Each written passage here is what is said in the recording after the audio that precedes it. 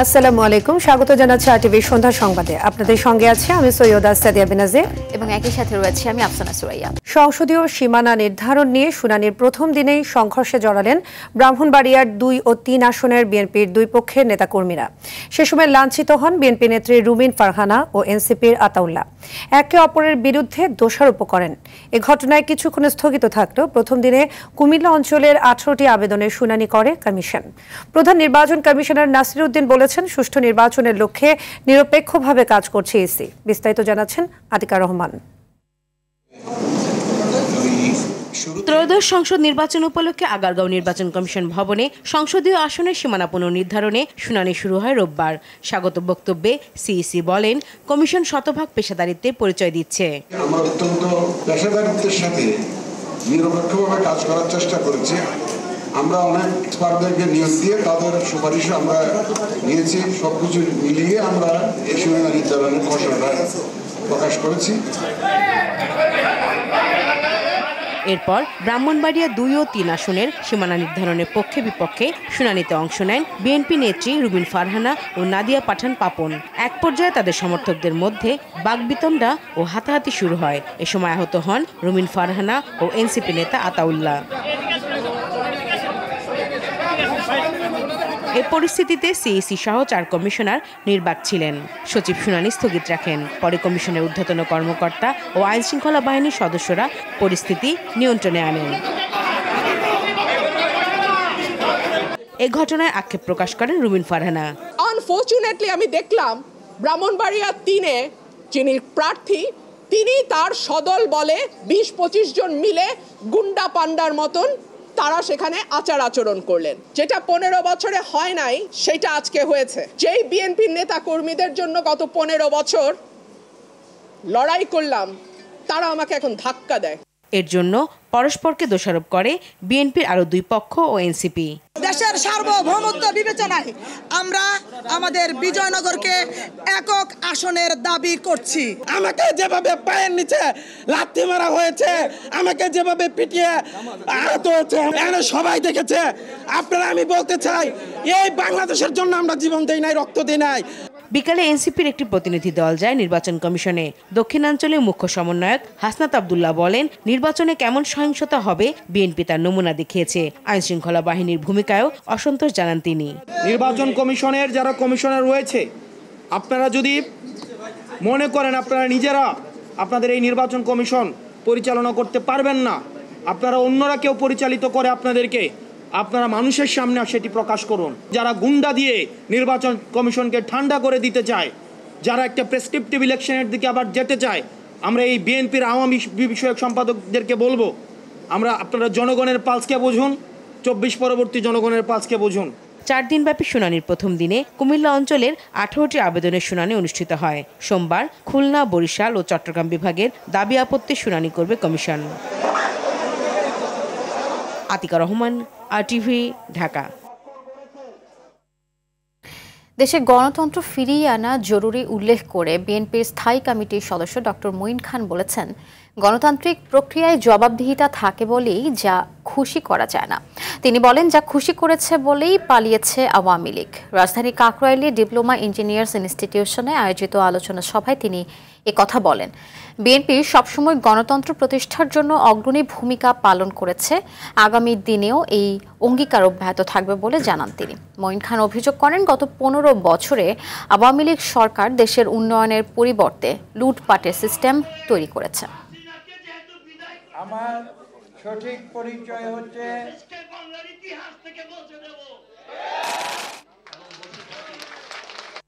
বিগত 15 বছরে দেশকে লুটপাট করে। এই সিস্টেমে তো কোনো দেশের উন্নয়ন হতে পারে না। আমরা তো একদলীয় সিস্টেম কেন এই দেশে আমরা করব না? তার কারণ হচ্ছে এই দেশে আমরা মানুষের কল্যাণে কাজ করি, এই দেশের উন্নয়নে কাজ করি, এবং এই গণতান্ত্রিক সিস্টেম এমন একটি সিস্টেম যে সিস্টেমের মধ্যে জবাবদিহিতা রয়েছে। অবৈধ অস্ত্র উদ্ধার করতে না পারলে আগামীতে একটি বিপজ্জনক নির্বাচন অনুষ্ঠিত হবে বলে আশঙ্কা প্রকাশ করেছেন বিএনপির সিনিয়র যুগ্ম মহাসচিব রুহুল কবির রিজভী। বলেন, একটি দল গণভোটের কথা বলছে, আরেকটি দল পিআর পদ্ধতিতে নির্বাচন চাইছে। এতে করে সময় ক্ষেপণ হবে আর ফ্যাসিবাদ ফিরে আসার পথ তৈরি হবে। ছোটখাটো বিষয়ে মতানৈক্য তৈরি করে গত 16 বছরের দুর্বিষহ দিন যেন ফিরে না আসে, সেদিকে লক্ষ্য রাখার আহ্বানও জানান তিনি। সকালে নয়াপল্টনে খালেদা জিয়ার জন্মদিন উপলক্ষে জিয়া পরিষদের উদ্যোগে রিকশা ও ভ্যান চালকদের মাঝে রেইনকোট বিতরণ অনুষ্ঠানে এসব কথা বলেন তিনি।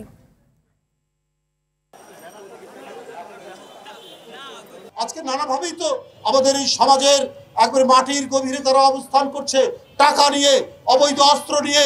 সামনে নির্বাচন, এই অবৈধ অস্ত্র যদি উদ্ধার করতে না পারে অন্তর্বর্তীকালীন সরকার, এই নির্বাচন একটি বিপজ্জনক নির্বাচন হবে। অবিলম্বে অবৈধ অস্ত্র আপনার উদ্ধার করতে হবে এবং এই প্রশাসনের মধ্যে নানাভাবেই তারা ঘাটতি বেড়ে আছে।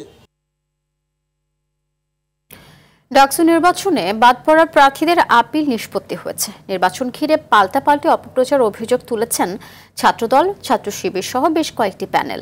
লেভেল প্লেয়িং ফিল্ড নিয়েও শঙ্কা প্রকাশ করছেন তারা। প্রার্থীরা বলছেন, আচরণবিধি লঙ্ঘনের বিষয়ে অভিযোগ করলেও কোনো ব্যবস্থা নিচ্ছে না কমিশন। তবে সুনির্দিষ্ট অভিযোগ পেলেই ব্যবস্থা নেওয়ার কথা জানান চিফ রিটার্নিং কর্মকর্তা। এদিকে ডাকসু নির্বাচনে মনোনয়নপত্র যাচাই বাছাই চলছে। দেখুন রাকিব হাসানের রিপোর্ট। ঢাকা বিশ্ববিদ্যালয়ের ডাকসু নির্বাচন ঘিরে আমেজ বইছে ক্যাম্পাস জুড়ে। রোববার দুপুরে ঢাবিতে শিক্ষার্থীদের সঙ্গে কুশল বিনিময় করে বাংলাদেশ ছাত্র শিবির সমর্থিত ঐক্যবদ্ধ শিক্ষার্থী জোটের প্রার্থীরা। নির্বাচনের জন্য প্রাতিষ্ঠানিক পরীক্ষা সাময়িক স্থগিত করার আহ্বান জানান ভিপি পদপ্রার্থী সাদিক কায়েম। ক্রমাগত সাইবার বুলিং দেখতে পাচ্ছি, প্রপাগান্ডা দেখতে পাচ্ছি, আচরণবিধি লঙ্ঘন দেখতে পাচ্ছি। তো আমরা সবাইকে অনুরোধ করেছি আমরা সবাই যেন দায়িত্বশীল আচরণ করি, আমরা যেন আমাদের আইডিয়ার প্রতিযোগিতা করি। আমরা কেমন ঢাকা বিশ্ববিদ্যালয় বিনির্মাণ করতে চাই সে প্রত্যাশা, সে আকাঙ্ক্ষাটা যেন আমরা সবার সামনে হাজির করি। তো আমরা আশা করছি ইনশাল্লাহ সবার সম্মিলিত প্রয়াসের মাধ্যমে একটা স্বতঃস্ফূর্ত ডাকসু হবে এবং এই ডাকসুর মাধ্যমে শিক্ষার্থীদের যে আকাঙ্ক্ষা, জুলাইয়ের যে আকাঙ্ক্ষা, আমাদের শহীদদের যে আকাঙ্ক্ষা, সে আকাঙ্ক্ষা আমরা বিনির্মাণের পথে আমরা যাচ্ছি ইনশাল্লাহ। এদিকে ছাত্রদল সমর্থিত প্যানেল প্রার্থীরা পাল্টা অভিযোগ করে বলেন, তাদের বিরুদ্ধে সাইবার বুলিং চালানো হচ্ছে। বিজয় ৭১ হলের শিক্ষার্থীদের সঙ্গে কুশল বিনিময় শেষে এসব কথা বলেন তারা। মুক্তিযুদ্ধ এবং নারীদের ব্যাপারে যেই নোংরামি করা হয়েছে, তো যদি বিশ্ববিদ্যালয় প্রশাসনের পক্ষপাতিত্বের আচরণ আমাদের বিরুদ্ধে আপনাদেরকে নির্বাচনের মাঠে এন্ট্রি দিয়ে সর্বপ্রথম পক্ষপাতিত্ব করেছে বিশ্ববিদ্যালয় প্রশাসন। ডাকসু নির্বাচন নিয়ে নানা অনিয়ম, প্রশাসনিক সীমাবদ্ধতা ও শঙ্কা শিক্ষার্থীদের মধ্যে উদ্বেগ সৃষ্টি করছে বলে জানায় প্রতিরোধ পর্ষদ প্যানেলের শিক্ষার্থীরা। 6টি দাবি তুলে ধরে তারা। যত বেশি সংখ্যক শিক্ষার্থীর সম্পৃক্ততা বাড়ানো যায়, ততই এই বিশ্ববিদ্যালয় গণতান্ত্রিক পরিবেশ এবং সার্বিকভাবে বাংলাদেশ রাষ্ট্রের জন্য কল্যাণকর হবে। প্রার্থীরা আইন লঙ্ঘন করলে তাদের বিরুদ্ধে ব্যবস্থা নেওয়ার কথা জানালেন চিফ রিটার্নিং কর্মকর্তা। অভিযোগ দিলে আমরা অভিযোগটা আমলে নিয়ে তদন্ত করি, তাদেরকে সতর্ক করে দিব অথবা বাকি যে ব্যবস্থা আছে সেটাতে যাব। অন্যদিকে জাহাঙ্গীরনগর বিশ্ববিদ্যালয় কেন্দ্রীয় ছাত্র সংসদ ডাকসু নির্বাচনে মনোনয়নপত্র যাচাই বাছাই চলছে। 25 আগস্ট বৈধ প্রার্থী ও আগামী 29 আগস্ট প্রকাশ করা হবে চূড়ান্ত তালিকা।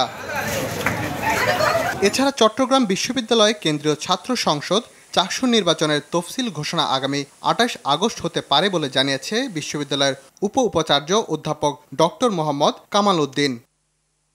রাকিব হাসান, RTV, ঢাকা।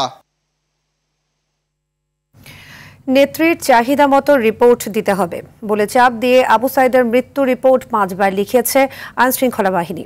তবে চতুর্থ রিপোর্টে গুলিতে মৃত্যু না লেখায় সেটি গ্রহণ করে তারা। মানবতা বিরোধী অপরাধের মামলায় শেখ হাসিনার বিরুদ্ধে দেয়া সাক্ষ্যতে এমন তথ্য দিয়েছেন আবু সাইদের মৃত্যুর রিপোর্ট প্রদানকারী সেই ডাক্তার। GM মাহমুদের রিপোর্টে বিস্তারিত।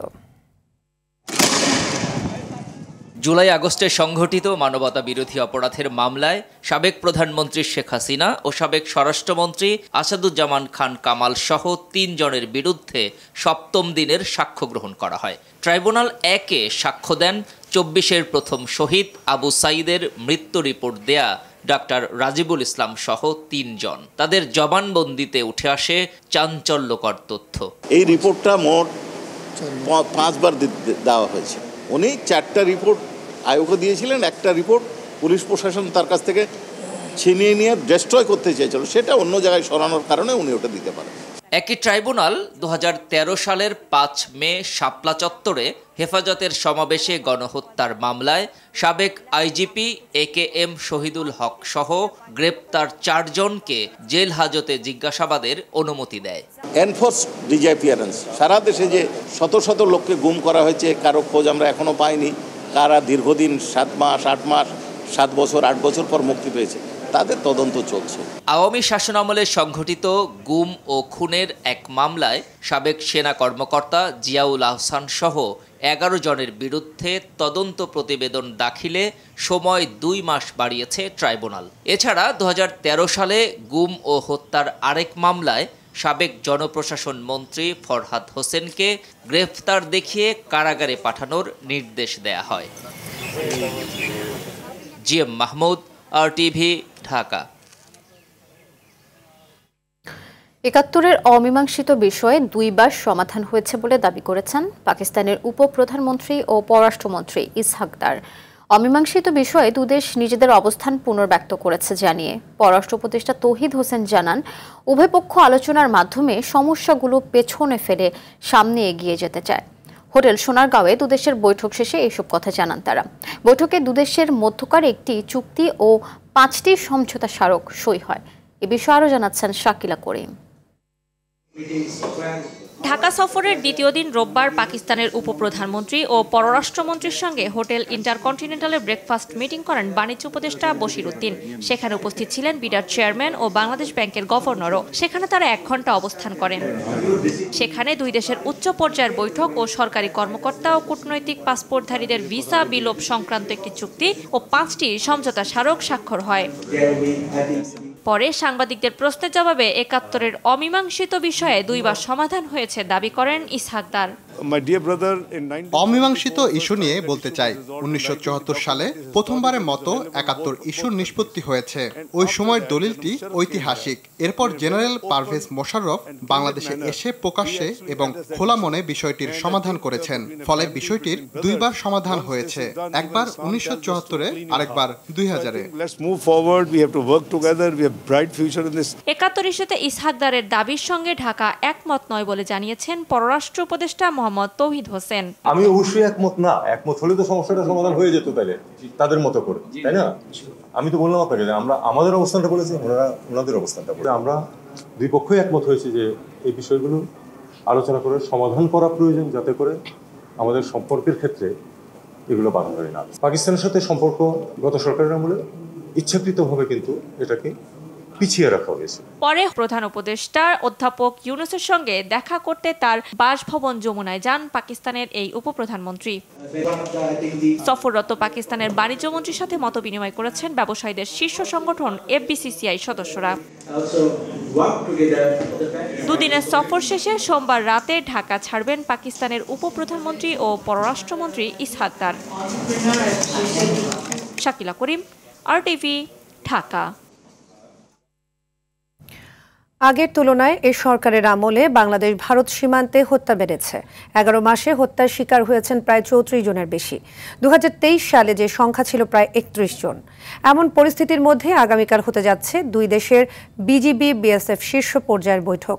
বিজিবির সাবেক কর্মকর্তা ব্রিগেডিয়ার জেনারেল অবসরপ্রাপ্ত মোহাম্মদ জাহেদুর রহমান বলেন, 2011 সালের সীমান্ত চুক্তি সংশোধন করে প্রাণঘাতী অস্ত্রের ব্যবহার বন্ধের পাশাপাশি সম্মেলনে অন্যান্য সমস্যার সমাধানেও বাস্তবায়নযোগ্য পদক্ষেপ নিতে হবে। দেখুন এয়ার বাদলের রিপোর্ট। এ ঘটনা 2024 সালের 9 এপ্রিল লালমনিরহাটের কালীগঞ্জ চন্দ্রপুর খামারভাতি এলাকার 913 নম্বর মেইন পিলারের কাছে বাংলাদেশে প্রবেশ করে ধাওয়া করে এভাবেই খুব কাছ থেকে গুলি করে BSF। কপাল ভালো থাকায় এই ঘটনায় বেঁচে যায় মৃত মহিরুদ্দিনের ছেলে এনামুল হক ও বাবর আলীর ছেলে ইন্টু মিয়া।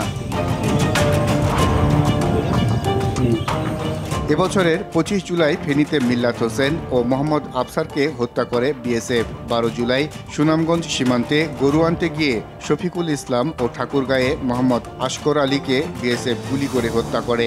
1 জুন মৌলভীবাজারের কুলাউড়া দত্তগ্রামে সীমান্তে বিএসএফের বুলেট কেড়ে নেয় প্রদীপ বৈদ্যের প্রাণ।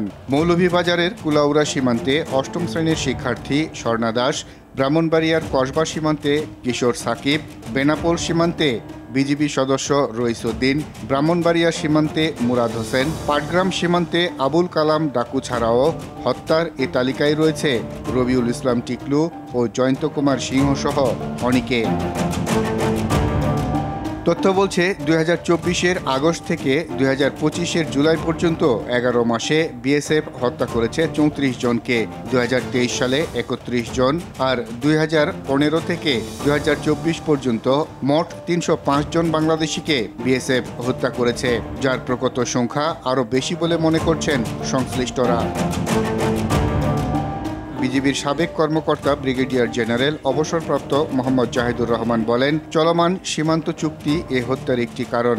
তিনি বলেন, সম্মেলনে সমস্যাগুলো নিয়ে সমাধানের আলোচনা চালিয়ে যেতে হবে এবং বাস্তবায়নের পদক্ষেপ নিতে হবে দুদেশকেই। 2011 সালে এসে এই যে একটা সতর্ক করার ব্যবস্থাপনাটা ছিল, সেই শব্দগুলো উঠিয়ে দেওয়া হয়েছে।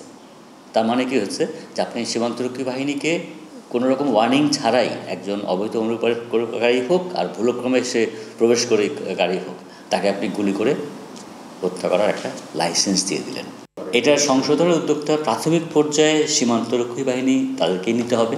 এবারের সীমান্ত সম্মেলনের মাধ্যমে দুই দেশের সম্পর্ক মজবুত হবে, এমনটা প্রত্যাশা সবার। AR বাদল, RTV, ঢাকা। বিশ্বব্যাপী শক্তিশালী মুসলিম ঐক্য চায় জামায়াত। পাকিস্তানের উপপ্রধানমন্ত্রী ও পররাষ্ট্রমন্ত্রী মোহাম্মদ ইসহাক দারকে এমনটা জানিয়েছেন দলটির আমির ডাক্তার শফিকুর রহমান। দুপুরে রাজধানীর বসুন্ধরা আবাসিক এলাকায় জামায়াত আমিরের সঙ্গে সৌজন্য সাক্ষাৎ করতে যান ঢাকা সফররত পাকিস্তানের এই মন্ত্রী। সাক্ষাৎ শেষে প্রেস ব্রিফিংয়ে জামায়াতের নায়েবে আমির ডাক্তার সৈয়দ আবদুল্লাহ মোহাম্মদ তাহির জানান, বাংলাদেশ ও পাকিস্তানের মধ্যে কোন কোন ক্ষেত্রে উন্নয়ন সম্ভব সেসব নিয়েও কথা হয়েছে।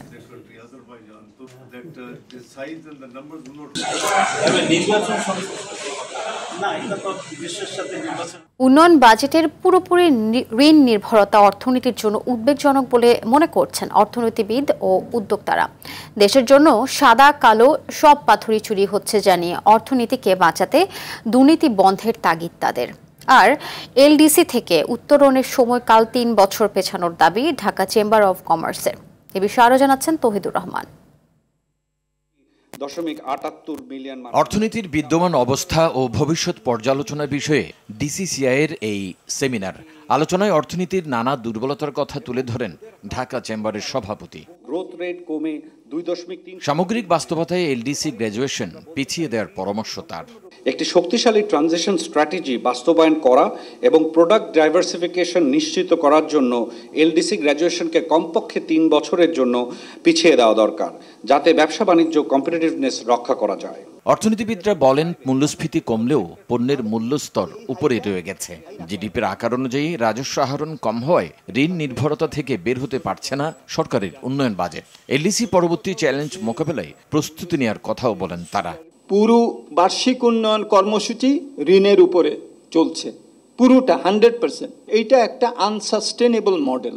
এই মডেল যদি চলে তাহলে দেশ একটা বিপজ্জনক এবং বাধ্যতামূলক ঋণ নির্ভরতার মধ্যে পড়ে যাবে এবং এই ঋণ সার্ভিসিং করা আমাদের জন্য অসম্ভব হয়ে দাঁড়াবে। দুর্নীতি খুব একটা কমে নাই, ভেরি ইম্পর্টেন্ট বোঝা।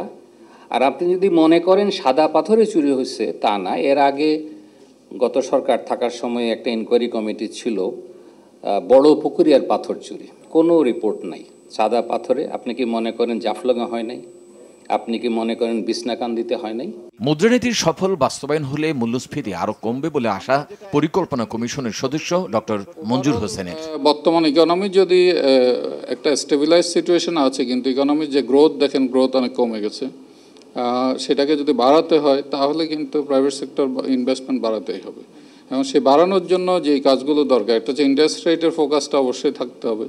যদি এটা টাইট মনিটারি পলিসির কারণে যদি ইন্টারেস্ট রেটটা বেড়ে থাকে তাহলে সেই জায়গাটা আমি মনে করি সামনের দিনগুলোতে চিন্তা করার বিষয় আছে। এই জন্য একটা ভালো অ্যানালিসিস দরকার আছে।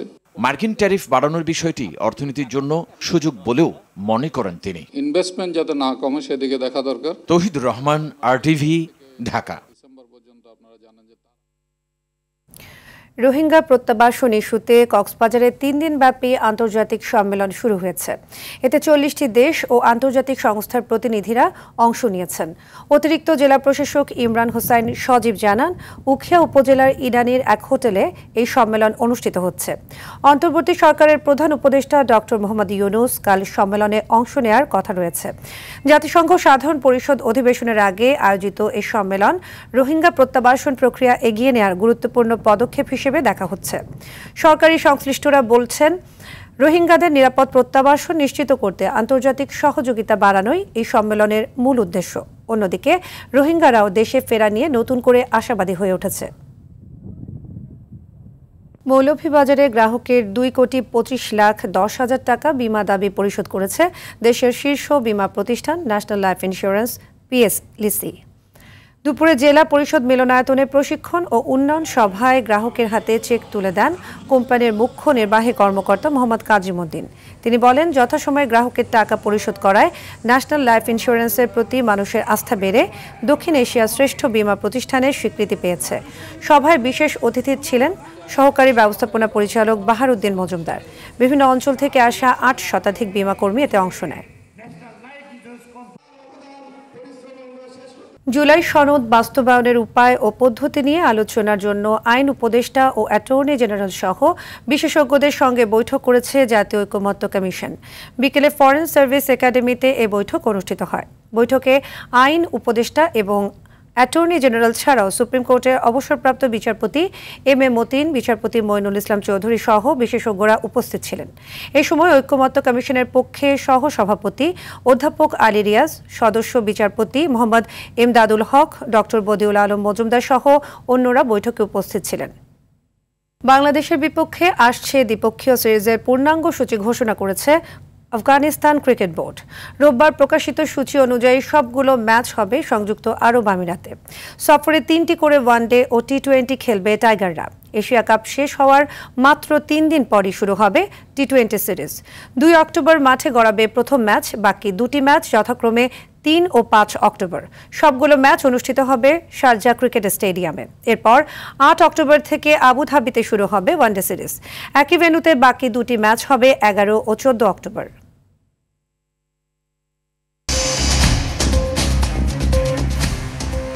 সন্ধ্যার সংবাদ এ পর্যন্তই। রাতের সংবাদ 11:15টায় দেখার আমন্ত্রণ রইল। ধন্যবাদ সবাইকে। ধন্যবাদ।